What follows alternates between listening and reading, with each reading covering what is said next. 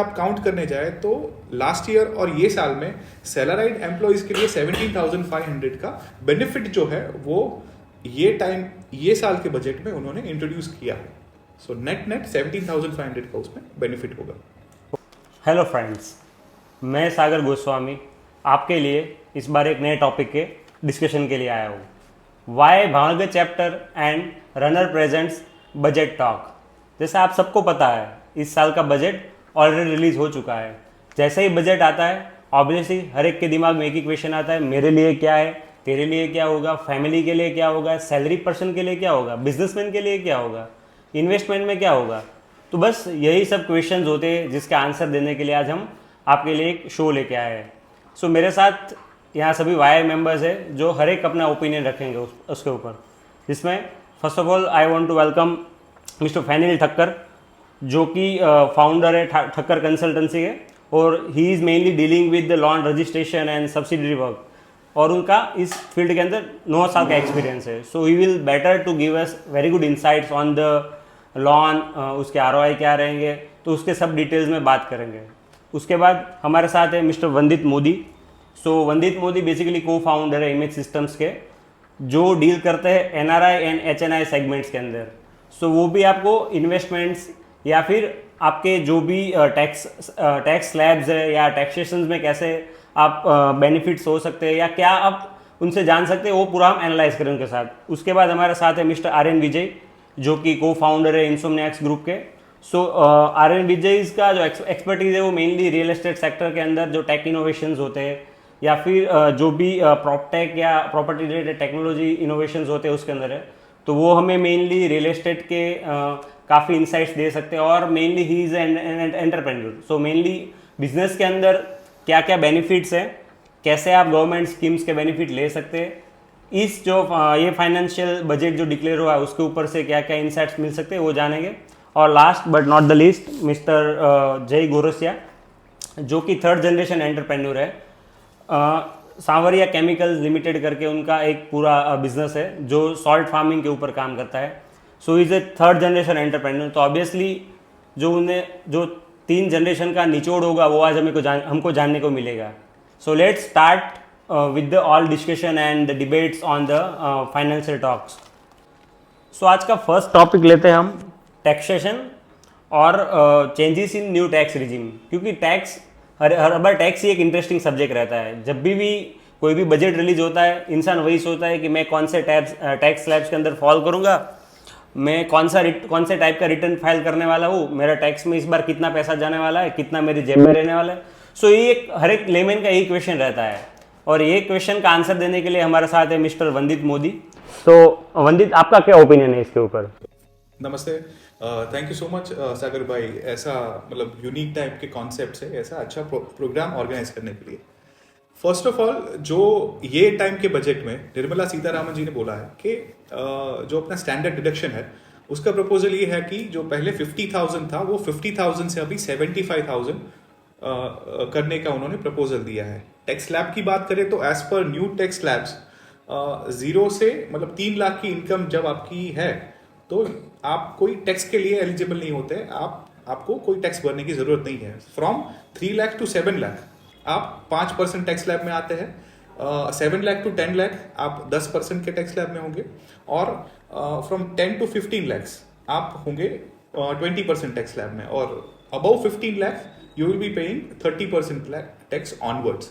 तो मोटा मोटा अगर देखने जाए तो आप अगर बजट फॉलो कर रहे हो तो सबसे ज्यादा चीज जो अभी हाईलाइट हो रही है वो है 17,500 रुपीज का benefit for the salaried employees. So total अगर आप काउंट करने जाए तो लास्ट ईयर और ये साल में सैलराइड एम्प्लॉयज के लिए 17,500 का बेनिफिट जो है वो ये साल के बजट में उन्होंने इंट्रोड्यूस किया है। सो नेट 17,500 का उसमें बेनिफिट होगा। ओके, इन टैक्स स्लैब से बिजनेस को कोई इम्पैक्ट हो सकता है क्या? बिजनेस को एज सच इतना बड़ा इम्पैक्ट डेफिनेटली नहीं होगा, but yes, as we are moving ahead as a developing economy तो टैक्स स्ट्रक्चर थोड़ा बढ़ना चालू हो गया है। सो एक इंडिकेशन हम ये मतलब देख सकते हैं कि जैसे जैसे आप ग्रो करोगे थोड़ा थोड़ा टैक्स स्ट्रक्चर बढ़ता तो जाएगा। But yes, definitely middle class के लिए थोड़ा सोचेंगे जरूर आगे के बजट में भी। ओके, ये टैक्स स्लैब्स के ऊपर आपका कुछ प्रपोजल है कि ये किया उससे बेटर है, ये तरह से कर दे तो और इकोनॉमिकल वे में लेमन को फायदा हो सकता था? नहीं, होगा क्या कि आप एक सेगमेंट को एडवांटेज देने जाओगे ये बजट में, कोई भी बजट में एक सेगमेंट को अगर आप थोड़ा एडवांटेज देने जाओगे तो दूसरे सेगमेंट उससे इतना खुश नहीं ही होगा।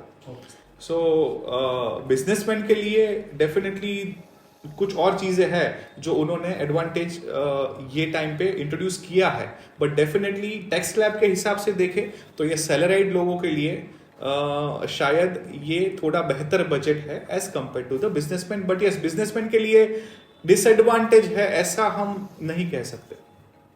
Okay, good. सो आपने देखा कि वंदित जी का जो कंक्लूजन है कि ऑब्वियसली ये जो बेनिफिट्स हुए उससे, जैसे अब अभी बहुत मीम्स चल रहे हैं 17,500 के, तो एज पर हिम भी वही बस पॉइंट है कि लोगों को फायदा ऑब्वियसली होने वाला है टैक्स स्लैब से। अभी जो मेरा नेक्स्ट पॉइंट है वो है कॉर्पोरेट टैक्स। सो मिस्टर आर्यन, मेरा मेन क्वेश्चन है कॉर्पोरेट टैक्स रेट क्या रहता है एक तो, और फॉरेन कंपनीज का जो कॉर्पोरेट टैक्स है वो हाल ही में इस बजट में रिड्यूस किया गया है, तो वो मेनली मेरे को जानना है कि वो कितना रिड्यूस हुआ है और उससे जो फॉरेन कंपनीज है उसके बिजनेस में या फिर फॉरेन से जो कंपनी और आ रही है उसके मोटिवेशन के लिए क्या इम्पेक्ट होगा? Valid point.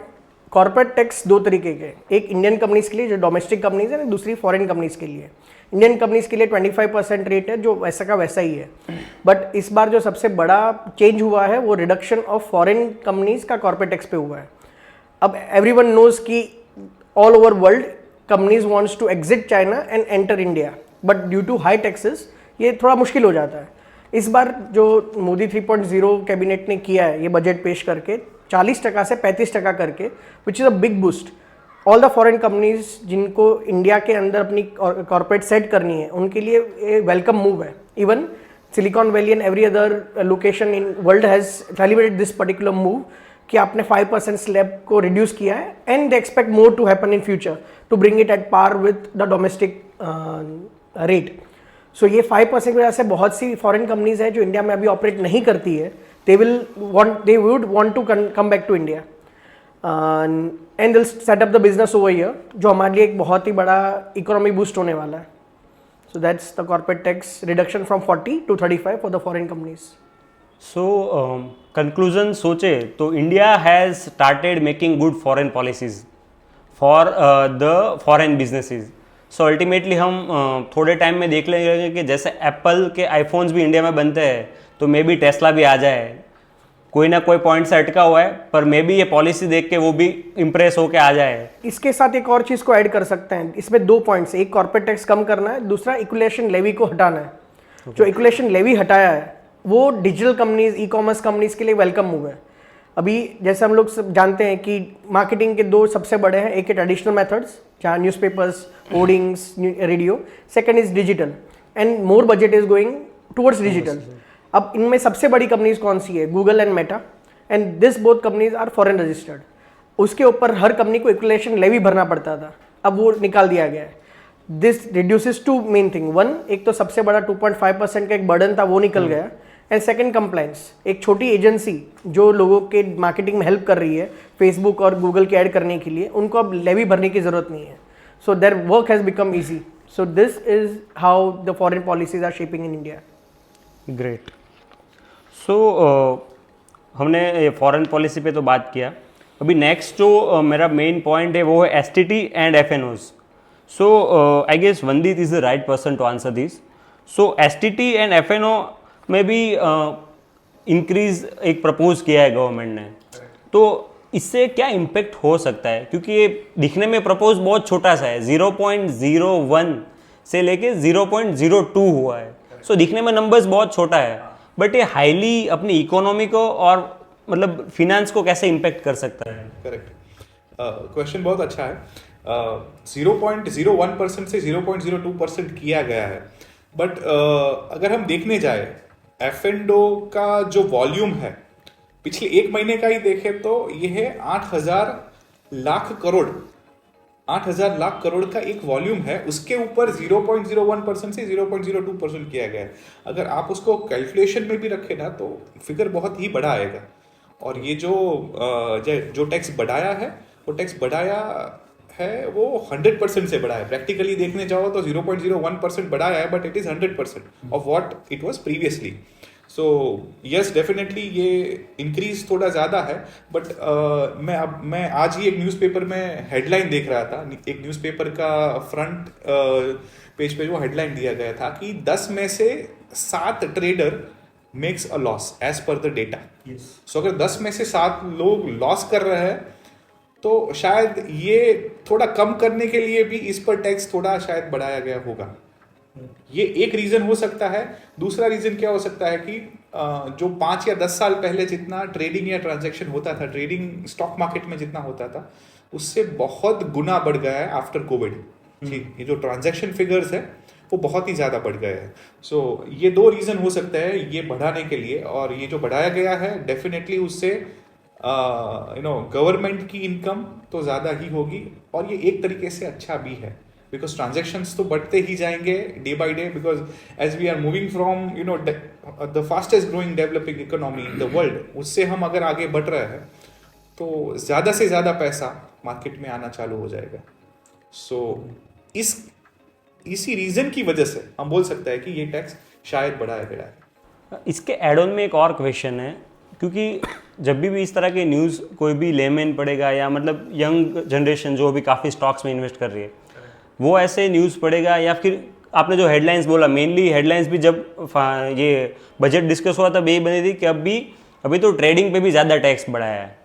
सो मेरे व्यूअर्स को मेनली ये समझना है कि क्या अभी ट्रेडिंग बंद कर देना चाहिए या ट्रेडिंग को हमें लॉन्ग टर्म गेम में लेके जाना है। सो गवर्नमेंट हमें शॉर्ट टर्म ट्रेडिंग के लिए मोटिवेट कर रही है या शॉर्ट टर्म ट्रेडिंग के लिए बोल रही है कि हम टैक्स बढ़ा रहे हैं तो आप धीरे धीरे शिफ्ट हो जाइए लॉन्ग टर्म इन्वेस्टमेंट के लिए। तो उस पर जो मेरे व्यूअर्स है उसको आप क्या मतलब क्या समझाना चाहेंगे कि ये कौन सी डायरेक्शन में जा सकते हैं अभी, या फिर गवर्नमेंट उसको कौन सी डायरेक्शन में ड्राइव कर रही है? डायरेक्शन बहुत ही क्लियर है। We all should focus on long term investing, ये चीज़ तो है ही है। बट एक मैं आपको अच्छा एग्जांपल दे के उसकी मतलब वो चीज़ समझाना चाहूँगा। सपोज मुझे यहाँ से किसी और सिटी में जाना है, ठीक है, I don't know how to drive, मुझे ड्राइव करना नहीं आता है। मैं आपसे आपकी कार बोरो कर रहा हूँ। इन रिलेशन आप मुझे अपनी कार दे दोगे कि चलो भाई आप जाओ, आपको यहाँ पे जाना है तो आप जाओ। मुझे कार आती नहीं है, फिर भी मैं आपकी कार बोरो कर रहा हूँ और मैं रास्ते में चलाते चलाते वो गाड़ी का एक्सीडेंट कर देता। वापस आके मैं ये अगर स्टेटमेंट दूं कि बॉस आपकी जो कार की ब्रांड है वो कार अच्छी नहीं बनाती है, वो कितना वैलिड होगा?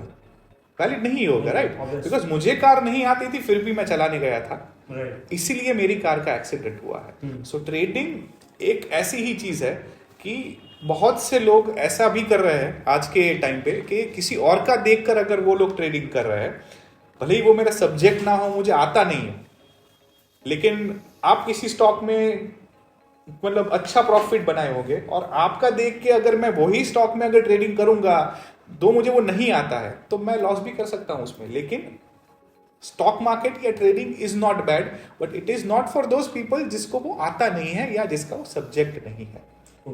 ठीक है, तो long term investing is better for everyone, but yes trading के लिए नॉलेज होना आपके पास जरूरी है। Okay, and is it same thing applied to the bonds, debentures and all, ये खाली स्टॉक्स पे अप्लाई होता है ये चीज़? तो मेजरली अगर हम देखें तो ट्रेडिंग बॉन्ड में जनरली इतना कोई बड़ा ट्रेडिंग लोग नहीं करते हैं, उसका तो कुछ कुछ बॉन्ड का वो मैच्योरिटी फिक्स होता है। लेकिन ये टैक्स स्लैब के हिसाब से देखें तो मतलब बॉन्ड्स देख ले, अपने डिबेंचर्स देख ले, अनलिस्टेड बॉन्ड्स भी देख ले, ये सारी स्पेस में उन्होंने एज पर द स्लैब आपको टैक्स भरना होगा। इसमें इंडेक्सेशन बेनिफिट जो पहले आप क्लेम कर सकते थे वो इंडेक्सेशन का बेनिफिट निकाल दिया है। उससे डेफिनेटली कुछ इन्वेस्टर्स को बेनिफिट भी होगा, लेकिन ये कुछ इन्वेस्टर्स के लिए टैक्स स्लैब के हिसाब से मतलब पे करना, तो कॉर्पोरेट के लिए it will be they will be paying higher, वो थोड़ा ज्यादा टैक्स पे करेंगे। उनके जो अनलिस्टेड बॉन्ड्स या डिबेंचर्स है या डेट म्यूचुअल फंड्स है, अगेन वो बहुत एक बड़ा सेगमेंट अभी खड़ा हो रहा है, that is debt mutual fund, awareness ज्यादा आ रही है। तो ये सारे सेगमेंट में लोग ज्यादा टैक्स पे करना मतलब चालू कर देंगे, मतलब उनको भरना पड़ेगा rather।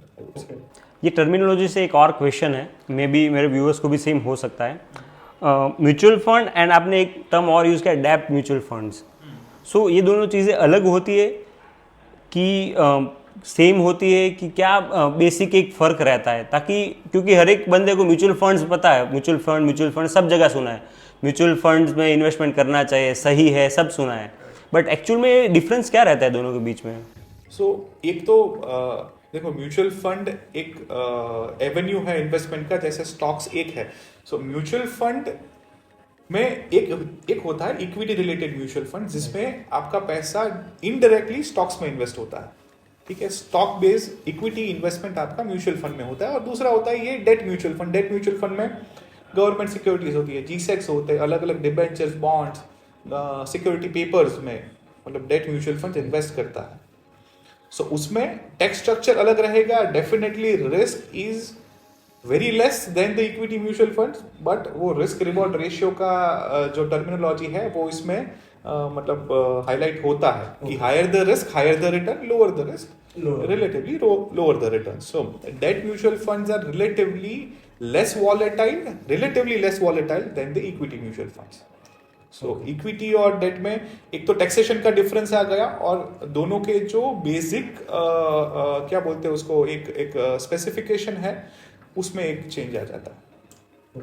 And there are mutual funds available in the market जो इक्विटी और डेट दोनों का मिक्सचर करके हाइब्रिड टाइप का एक आपको प्रोडक्ट देते हैं। That is another way of investing in mutual fund as well, उन लोगों के लिए जो लोग म्यूचुअल फंड में, इक्विटी म्यूचुअल फंड में इन्वेस्ट तो करना चाहते हैं लेकिन अपना पोर्टफोलियो थोड़ा सेफ भी रखना चाहते हैं। सो सेम प्रोडक्ट के अंदर rather than going for only equity and only debt mutual fund, ये दोनों का मिक्सचर ऑफ प्रोडक्ट भी अभी आप ले सकते हैं ऐसा। सो व्यूअर्स, ये कन्वर्जेशन सुन के मुझे लग रहा है आपका जो बेसिक फंडामेंटल है वो क्लियर हो गया होगा कि म्यूचुअल फंड्स क्या रहता है, डेप्ट म्यूचुअल फंड्स क्या रहता है। गवर्नमेंट की ये पॉलिसी के हिसाब से you should focus on the long term investment instead of short term stock market and trading के। नेक्स्ट इन्वेस्टमेंट की बात ही निकली है तो नेक्स्ट एक और क्वेश्चन है मुझे, क्योंकि जब से इंडिया में शार्क टैंक आया है तब से स्टार्टअप्स, इन्वेस्टमेंट, ये सारे बज़वर्ड बन गए। कोई भी बंदा होगा तो सोचेगा कि मुझे स्टार्टअप करना है, मेरे पास आइडिया है। तो ये स्टार्टअप्स के लिए भी वेरियस फंड्स होते हैं, जैसे एंजल इन्वेस्टमेंट हो गया, कोई इन्वेस्टर है वो आपको, या फिर कोई वीसी है वो इन्वेस्ट करता है। तो लास्ट ईयर गवर्नमेंट ने एंजल इन्वेस्टमेंट के ऊपर टैक्स कम किया था, और इस बार तो गवर्नमेंट ने सोच लिया है कि एंजल इन्वेस्टमेंट के ऊपर टैक्स लगेगा ही नहीं।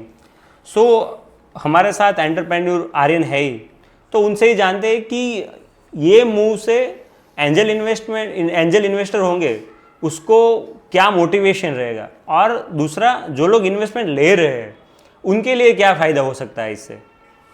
सबसे पहले एंजल टैक्स लगाया इसलिए था कि फेयर वैल्यूज़ को जज किया जा सके।